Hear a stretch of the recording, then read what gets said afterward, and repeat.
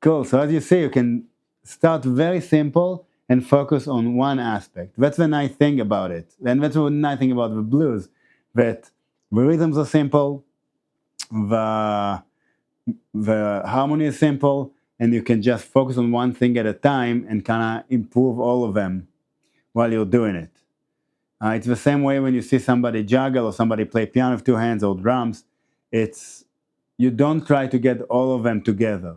You try to focus on one aspect of your playing and improve on it. And in that way, I feel like you can get better pretty quickly. I will have everything on our Patreon, and by everything I mean I'm going to have some licks for you guys.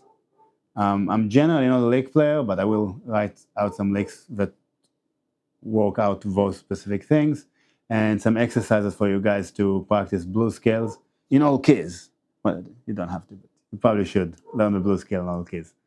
And then maybe work on some rhythms. The other way I would work on rhythms is listen to music and sing along, and also write down rhythms, right?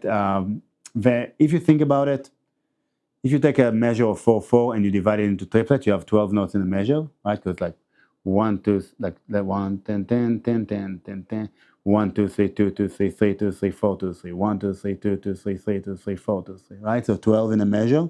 And you can either play a note or not play a note, and that gives you 2 in the power of 12, which is? Oh. Yeah, okay. It's a lot.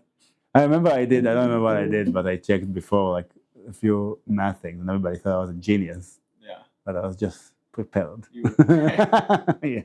Anyway, do that, and you will know how to play the blues and sound pretty good, and then go to the jam blues and impress everybody because you actually know how to play the right notes over the right subdivision. So go ahead and do it, and let me know how it went, and good luck, Jets kittens. I do the shaka. Yeah. Yeah. All right.